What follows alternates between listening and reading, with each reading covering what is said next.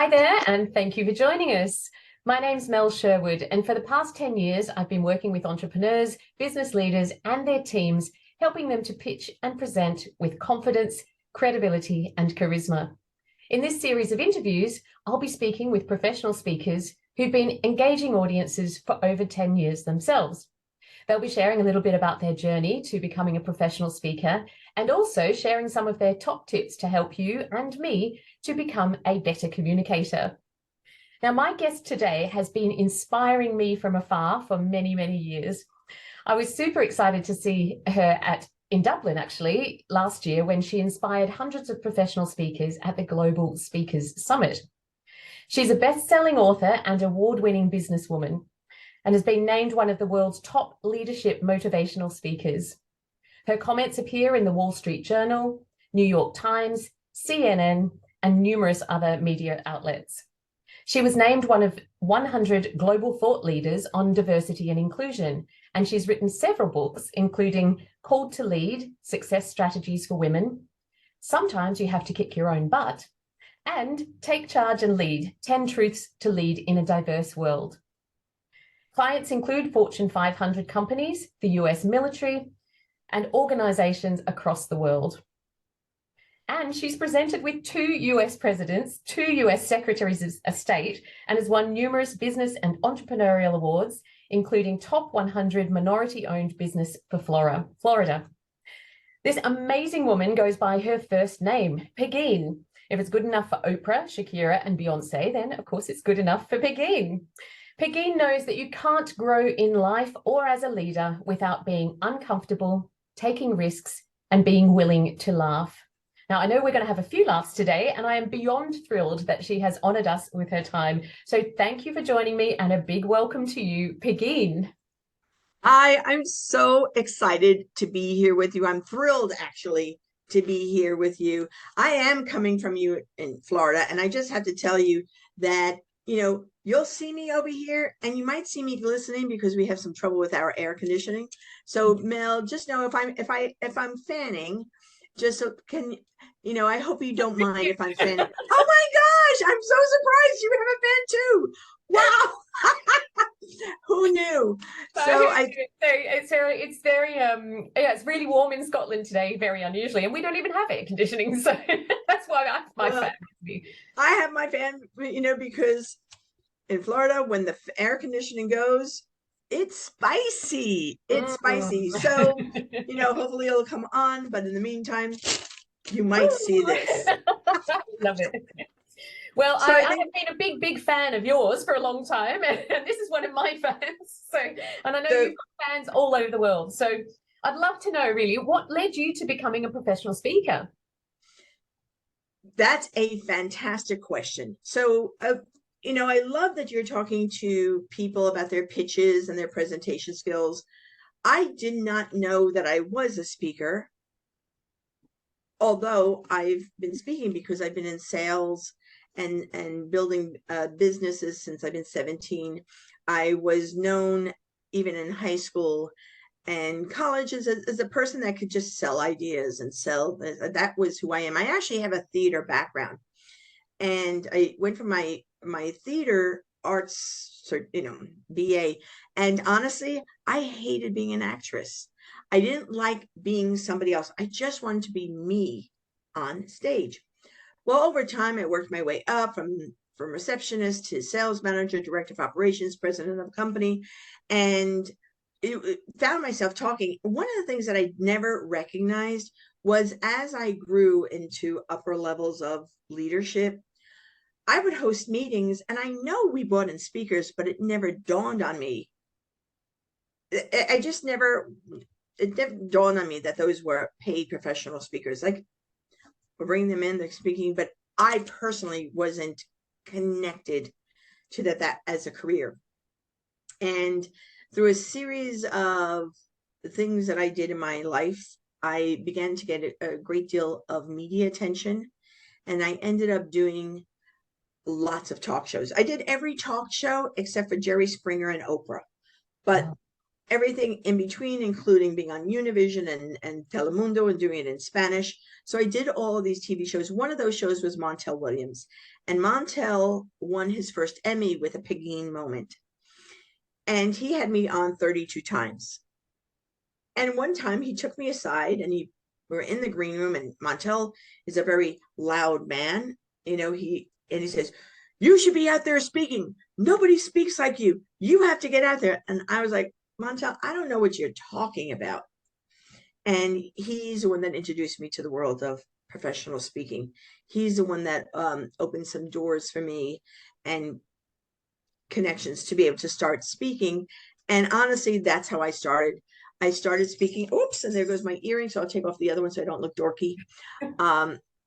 And so it was just it just evolved. And then I ran for a contest called Mrs. Freeport, which was a contest in my community. And I spoke. I did a speech. And we had so many people coming up to me. "Can I hire you? Can you come in to speak?" Just from most of my work has come from a 7-minute speech that they heard me somewhere. So that's really how I started, was through doing what you do really well. Yeah. And doing it uniquely yourself. Yeah. And literally owning the stage. So that's how I started. That's amazing. I didn't know that part of your story. So thank you for sharing that. That's really cool. And I have a performing background as well. So I kind of connect to that. But from my point of view, it took me a long time to feel comfortable to speak as myself. So I was never a really natural thing for me to do. I was much better off, I thought, with a script.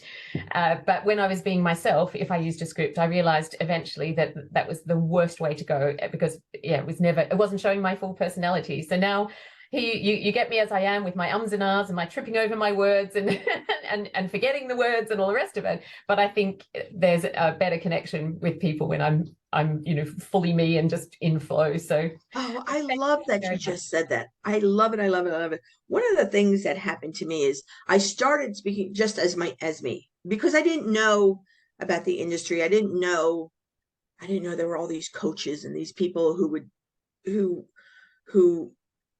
would help you or not be your best, right? And it was really interesting, because I started speaking because I thought I had to speak like this on stage so that I can exude this sense of polish and communication. And it was horrible, because when I was speaking like this, I was so not me. I was so trying to be what somebody had told me I was supposed to be on stage. And honestly, it was doing that, and the pain of wearing clothing that wasn't me, the pain of doing that I just went, no. And then I found out, people are not paying me, nor do they want to pay me to be something else. They really want me, and they really want how I do it. And so I've been very grateful.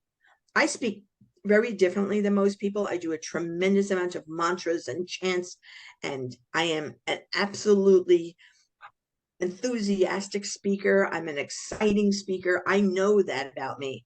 And so I can't hide it if I want. A neighbor once said to my husband, "Can you put her in the cage? Because she's so much." And my husband said, "I've been trying to do that for over 30 years. It's never gonna happen." And he when loves I you just the way you are, though, and so do he you. does. Are you kidding? And when I recognize just be me, that was the most powerful thing. It was transformational. Yeah.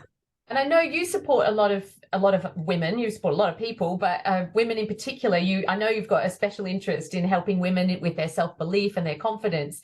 So what are some of the tips that you could share, well, with the women who are watching, but also everyone who's watching, in terms of that self-belief and confidence? How do you find that? How do you build it? What are some of your techniques that you've used over the years? Yeah.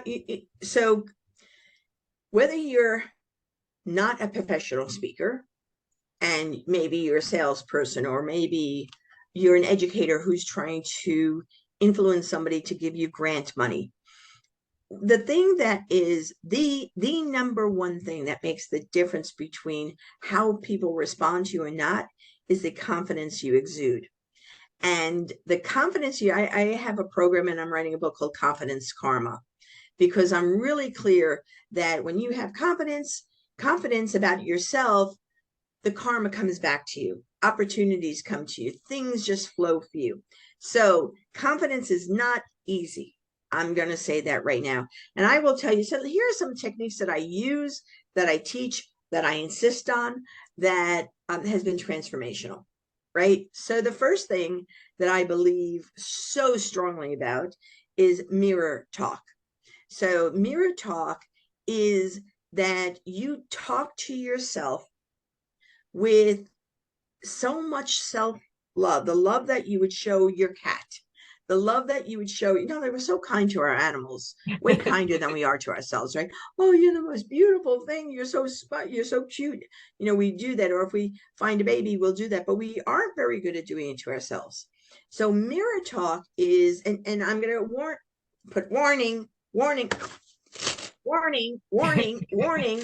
I'm just letting you know that if it's the first time that you're doing this work, that you might get through 30 seconds without bursting into tears. And that goes for men and women, because oftentimes we are pushing through barriers of others who have told us, and then we have been saying those negative thoughts in our head, that message over and over and over. It's highly embedded.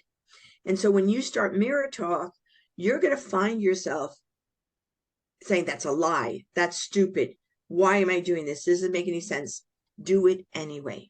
So you set a timer for 30 seconds, and then you set it for a minute, and then you set it for 5 minutes, and then you said, I do it for 15 minutes a day. And here's what you're going to do. You look at the mirror. Imagine you get out of the shower. Most people, they get out of the shower. Right, okay, perfect. So most people get out of the shower, they're wet, they're looking at themselves, and they do this. Yeah. They see the things that are like, oh. Yeah. Gosh, look at that. There's a new wrinkle. Oh gosh, another gray hair. Yeah, look at that roll. Look at that. We just start doing that. How can I? Sometimes you might go, yeah, check me out, but then you stop because you're only looking at physical. And mirror talk is about all of it. So here's what you do. You get out of the shower, you set it for 30 seconds, 1 minute, 5 minutes, 15 minutes, whatever you're going to be at. And you do this daily. And you look at yourself in the mirror. So like I am looking at the camera as though it's my mirror, and I'm saying, I love you. Boy, am I so glad you're alive. I'm so thrilled that you woke up this morning, because you get to do something extraordinary today by making a difference to someone. I love your smile. Have I told you how much I love your smile? When you smile, you fill my heart with joy. Boy, your eyes are gorgeous. Why haven't I paid attention to my eyes? And you want to talk about your eyes because your eyes reach your heart into your soul. Your eyes can override any mental negativity, because it's reaching really down where your solar plexus and your heart is. So you're saying, I think you're awesome. You are going to do such a great job today. You're going to make that perfect program. You're going to do so well that you don't even realize how orgasmic it's going to feel, how wonderful it's going to feel. I adore you. I adore you with your hair down. I adore you with your hair up. I adore your smile. So you do that, and you are going to be uncomfortable. Because we're not trained to do that. But the more you're doing it, the more you're training, everybody talks about neuroplasticity, and the more you're training your brain of this is how you truly feel, rather than the negative stuff that goes in. And the truth of the matter happens is that your mind can only hold one thought at a time. So it might be one is right. One of just pure joy and love. So that's one thing. Okay. A second tip that I will tell you, especially if you go to a lot of meetings or if you're around people, I always tell people, carry with you a little booklet, a little card, something to, something small, so that when you're in that meeting and you start getting a little bit, are they thinking of me? Oh, did I mess up when I just spoke? Oh, this is called your love book. Now, you don't write love book on the outside. It's just a book where you can take your pen, or even if you take your notepad and you write, you make a little box and you write, "You're great. I love you. Have I told you that looks good on you?" You are really writing the messages that your inner self really wants to say to you. Sometimes it's very quiet because the negative is so loud, but you want to take charge of what you're telling yourself and how you're honoring yourself. And it's not ego. Let me just be really clear. People worry A about lot of people get caught up that if you do though, that's ego. Oh, you're not being humble. Oh, you're not being good. No, what you are doing is falling in love with yourself as much as a creator loves you. What you are doing is recognizing how magnificent you are and why are you here on this planet. Because here's the thing, there's a lot of sperm out there and there are a lot of eggs. A lot of those sperms don't connect with the eggs. Sometimes it just happens, right? So you were born, you were uniquely born. You were uniquely born, and therefore you are as magnificent as a blade of grass. You're as magnificent as a flower growing. You're as magnificent as a fish in the sea. And if you've ever looked at a blade of grass or a flower or a fish and you've gone, "Oh, wow." If you've ever gone to the zoo and gone, "Oh my gosh, look at them." You are equal to that. And your job is to be in awe of you. I love that. Yeah, right? your job is to be in awe of you. I love that. It is really important because, again, when we go to confidence karma, what you believe and what you say to yourself creates an aura that attracts people. People are attracted to confident people. People want to hear confident people. And if you say, "Well, I'm not confident," then you are detracting and pushing opportunities away, pushing things for no reason other than you let Uncle Bob, who maybe said, "Oh, you're wearing that dress," stay in your head for 40 years. Kick Uncle Bob out. It is time for you to have you. So the third thing that I would say, if I can, right? So the third thing that I would say is write your own song. So I have my own song. And I think that everybody should write their own song. The words you want to hear with the rhythm that you love. So if you love reggae, then have the song. You can go to fiverr.com, fiverr.com. There are tons of producers and singers that will write your jingle so that you can have, "Oh, I'm Mel, I'll be more red. Yes, I am. I'm Mel. Yes, I love red. I know who I am and I love what I do. Yes, I'm Mel. I'm Mel and I love my red." So thank you. Having your own song fills you up so you could be listening to that song and recognizing, and so music lights us up. And when you say the music with your affirmations, it's just and your declaration of who you are, really makes a huge difference, right? Huge difference.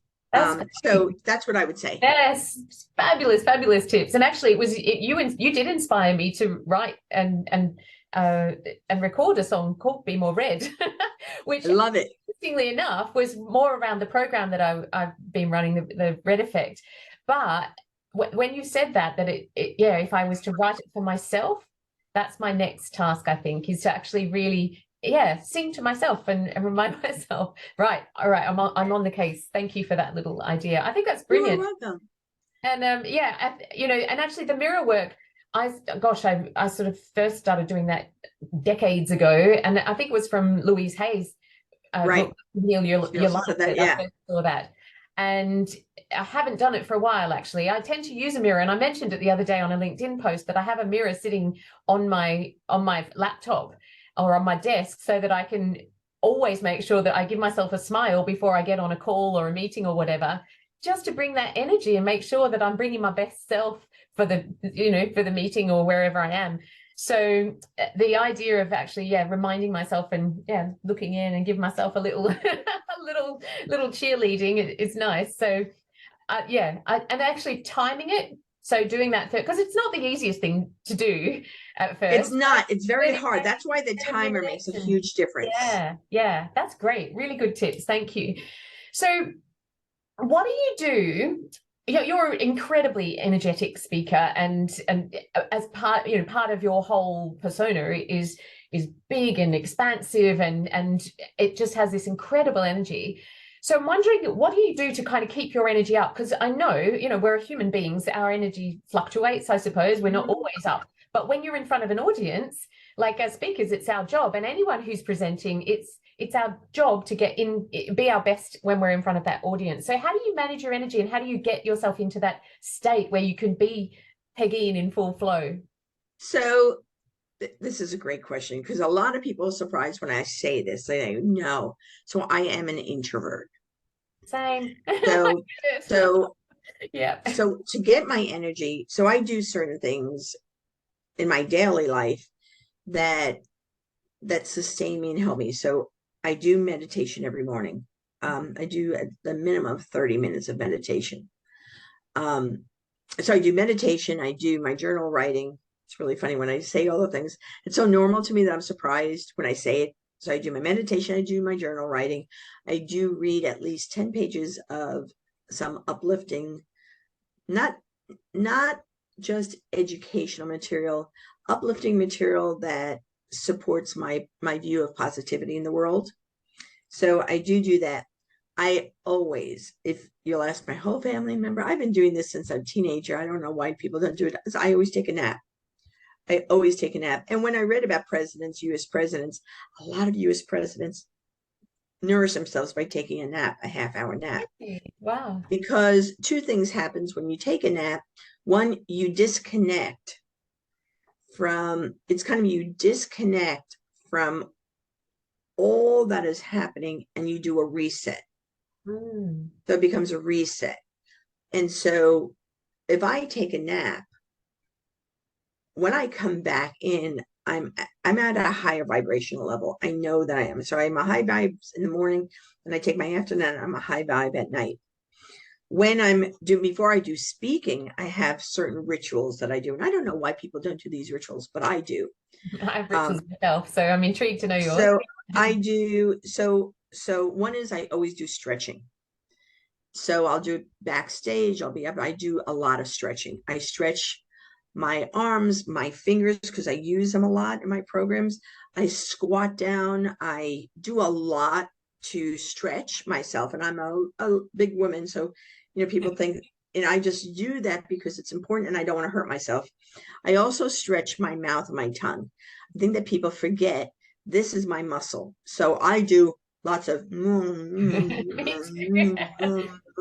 I do lots of I need my tongue to be moving, Yeah. especially if I'm going to be, it's really important to stretch it out and warm it out because you're expecting me to speak well. Well, I don't think that you could get on. I mean, I guess you can, but this is my strength. And then of course doing and for women speakers, it's really important to make sure that you're not in the high octaves when you're speaking, especially in stage, and especially if you're speaking to a diverse audience where there's a lot of men. They cannot. So women need, some women get pissed off that I say it, but I really don't care, because if you want to get paid, you want to be paid to speak, you need to make sure you want to be heard, or you want to sell yourself, you need so the audience, and usually the people that are holding the money, to hear you. Yeah. So one of the things, like now I'm speaking higher in my octaves, I would go, I want to bring it right way down here. I want to be where my power lies. I want to be by my solar plexus when I'm speaking. I want to be able to be heard. And there are two really important pieces about this. One is biologically. Women eardrums were created to hear very high-pitched sounds. And if you've ever been a parent, in a partnership, and you have heard the baby, and you're a female that's heard the baby, and you're sitting next to your partner who happens to be male, and you go, can you get the baby? Why? Seriously, you don't hear that? And we could have these big arguments. You are telling me you don't hear, wah, wah. And he'll say, I don't. It's because biologically their eardrums were created to hear this. Yeah. So if you've ever been with a man in a car, for instance, you could both be in a car. If you're a female and a male in the car is running. The guy will say, do you hear that? And you'll go, hear what? And something's wrong. You don't hear that? And what he's hearing is something wrong with the car at that low level. I don't hear that stuff at all. Yeah. If you were dependent about me in that car to figure out what the sound is, unless it was I wouldn't hear it. So, as a presenter, then as a female presenter, it's low. For men, if you're speaking to a predominantly women's audience, you want to bring your octaves up. So if you're in sales, and this is really important, if you're in sales and you're going to speak to a female buyer, be really careful that your voice is not down here and being really rough and all that. You have to make sure that you bring your voice up a little bit so that she can hear you, because she will interpret what you're saying, but she may not hear what you're saying, and you may lose the sale. So this is only if you really care about money, then you should talk about your octaves. But for women, it's really important to, before you go on stage. So preparing is that voice, bringing it down, bringing your hand movements. I personally am a huge advocate. I believe every single if you're a leader, senior leader, if you're a speaker, I believe that everybody should have their own headset. Yeah. So I have a headset that I bring in prepared with every imaginable clip, different wires, because where I'm speaking around the world, there are different attachments. And I personally, I always use a colored little tip for my microphone. Okay. But I think that there's a when I go into an AV place, behind the scenes, and I take out my mic, the AV people are always blown away, because most people don't walk with their own thing. But mine is custom. I went to a special store, had it custom to my ear, so that it doesn't flop. For women, it's really important that, I want to be able to wear earrings, so I don't want this to flop and hit.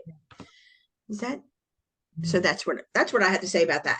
Amazing. I was reaching for, you were talking about your vocal warm-up. Do you ever use one of these? It's a cork. No. So one of the tips that I learned years ago is to put a cork in your mouth like so, and then to actually speak, like do your speech as you're warming up. And what it does, it makes your mouth work really hard. So, when you're talking about doing tongue exercises and all sorts of mouth exercises. Yeah. Well, actually, this one works really well. When you take the cork out, everything is much smoother, and you're less likely to trip over your words. So there's a wee tip. Just for anyone. Oh, there I go. I just wrote down cork talk. I like it. Some of my clients, they're like, oh yeah, that's another meaning to putting a cork in it. So. Exactly. Talking about your clients and you talking with them about presentation skills and this sense of being able to pitch, I have to stress with everybody, it is the most important investment you can make is hiring someone like Mel Sherwood, or, to really speak about presentation skills, because as a leader, your job is to influence, impact, and inspire others. Your job is to be the voice of the company and organization. And to think you know how to do it when you haven't been trained in how to do it, when you haven't invested in yourself, when you haven't really understood the nuances, you're just lying to yourself. You're lying and saying, I mean, you're lying and saying, wow, I'm awesome. And without having real feedback, without having real knowledge, you don't know how awesome you could be. You might be awesome, and everybody is saying you're good. But investing in yourself and getting some training, how much awesome can you be? The higher up you go, the less your tactical expertise is, the more important is your influential skills. Mm. So the higher up rank, the more your presentation, whether it be virtually, whether it be on a stage, whether it be in a small meeting, is so critically important to your success. And so if you really want to be communicating to your people your confidence, your empathy, your engagement, your caring, your belief, your faith in the success of the business in the future, then I highly recommend that you hire somebody like Mel to be able to support you in being your highest and best. I was just at a major conference. Can I share this? Yes, of course. I was just at a major leadership conference, and I was actually on a panel. And the owner of the conference, who's extremely powerful in leadership and policy, especially in the state of Florida, had hosted a phone call with all the panelists to be very clear what the point of this panel was. This was her conference, 800 leaders from legislators, politicians, lawyers, presidents of organizations were coming. She was very specific. The reason she was doing this panel is that she wants them all to write books, because writing books is a way to influence stakeholders. People get influenced by a leader who has put the written word. And she said to the three of us, please make sure that you tell them why they need to write a book. Well, so that's the mandate. For me, that's a really clear mandate. So I had a chant that said, write that book. Oh, and we were only speaking for 7 minutes each. And then there was going to be a little panel discussion. What was fascinating, absolutely fascinating, was out of the three of us, I was the only one that talked about the mission. Now, I'm not saying that I'm so good and all that stuff. I'm just very used to knowing why are you asking me? That's a really key question. Why do you want me on stage? What is it, the mission that you want to support or achieve? What needs to happen? So if you're in sales, I know that I need to close a deal. If I'm a subject matter expert that you're bringing in to support your product, I need to be able to speak about your product. I need to know what the mission is so that I can incorporate it. OMG, the next person who was much loved within the organization literally did a 7-minute keynote speech on his book. Not once did he mention you should write a book. Not once did he do. And you could see people starting to leave. But what was most disturbing was the last person who, by the way, do not do this, and I don't care, is if somebody's, do not do this. Do not do this. Do not do this. If you are asked to speak in front of 800 influencers about writing a book, do not get up and read your dissertation. Oh my gosh. Do not get up and do well, I did this. Oh, and I through the 7 minutes, and then ended with, I've been a 25-year educator, which was so. What a wasted opportunity and a disappointment for the organizer who, People walked out. People just walked out. People didn't want to be there. But what a shame for her to be able, she was looking for funding for her program. Right. She was looking she took the opportunity to speak because these were the exact people that can provide sponsorship and funding. And she, you miss the mission. Yeah. And it's so that's key, isn't it? That to know what the outcome is for the audience, and then to deliver and to adapt your own approach to And achieve. to be open to learning. Yeah, So, yeah. when we were in the green room beforehand, I mean, I speak all the time. So I said, can I give you some, would it, I'm going to go on stage. Would you like to come on stage? And nobody came on stage. I went back to him and said, you're going to walk on stage. Those lights are going to be on. You're not going to see the people in the audience. Mm. And you might look like a schlump walking in. You Yeah. need to walk the stage. It's for safety. Yeah, You have yeah. to get out Another there and key part own of the the prep, stage. isn't it? It is part of the prep. And Yeah. I was really surprised. So when this particular woman who resisted said, no, I'm good. She tripped when she came in. Oh, And I've seen it happen, yeah. but Not great that for was a ability, point. is it? Anyway. Yeah. So, Oh, yeah. hire Mel. There's a whole lot of lessons in that story for sure. And, of course, I agree with you that, anyone who wants to influence and have any impact or increase their income. I talk about, increasing your impact, your influence and your income. And one of the best ways to do that is to be a better communicator and be able to present yourself and your ideas effectively. So one of the things that I know you do very effectively is help get your messages remembered, and you've got mantras and various other techniques. So as one of our last questions, I'd love to hear a bit of a few ideas on what people can do to really help that message stick. Oh, great. So I think that people tend to talk too much. When they're writing or they're putting together their speech, they have so much data that they're not thinking about what is the memorable point I want them to remember. And so if I'm using Be More Red, because I see in the back, I would be constructing a half-hour speech with having either the message just be more red or have the audience be more red at least 3 times in the presentation. And the reason for that is they see hundreds of speakers, hundreds of times. What is it that you want them to remember?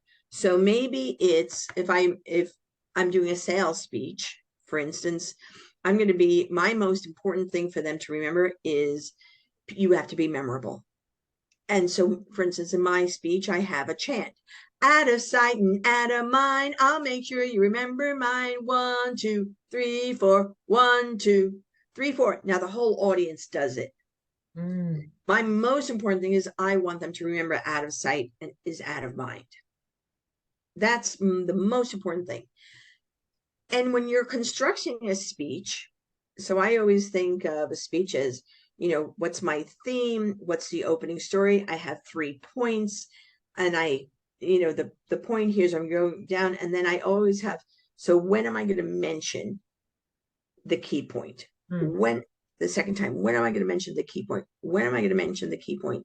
Listen, why do they run commercials over and over Repetition. and over and over again? Yeah. Because they want you to remember it. Yeah. Their product. They want you to remember the color, the ad, whatever. They want you to remember it. You have to make your point memorable. So you could be the greatest speaker in the world, but if they don't remember what you said or what they learned from you, it's irrelevant. So true. I was walking, I was doing some hiking, and we were in the mountains, and I was sitting on a bench and I was looking at the mountains, and it made me realize these mountains have been around for billions of years, some of them millions of years. I'm going to be around 114 years. But once I'm gone, literally I'm gone. By the time my great-great-grandchildren are born, nobody is going to really remember me. Unless I do something. But it's really interesting when you look at some of I'm looking for some books like Think and Grow Rich that has lived long after him, has been because of a short title, Think and Grow Rich, that you never forget. You might forget his name, but you won't forget the message. Yeah. So from that, I'm taking there's repetition. You obviously use mantras to help people remember. And they obviously they remember you as well. But one of the key things is simplification, because and I see it so often, especially when I'm working with TEDx speakers and that sort of thing. They've got an idea, but it's filled with all sorts of information that they want to share about that, and it is really about filtering it out, isn't it, and making it really simple, so it's exactly that, that, well, as the example where write a book was the key message. So everything that you talk about has to lead to that key message and that key Absolutely. action. Yeah, Absolutely. It's interesting you're talking about the TEDx. So if I went and asked people about TEDx, a lot of people don't watch a lot of TEDx, right?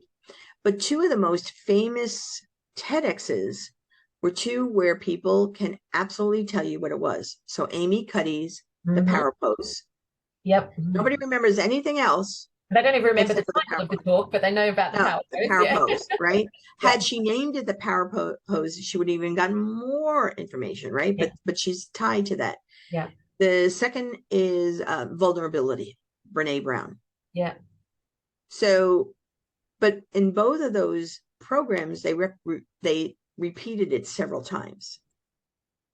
So, when you're constructing a 7-minute, a 5-minute, a 15-minute, a 3-hour, a 10-hour, a 2-day, Yep. you have to have, what is it that they need to remember?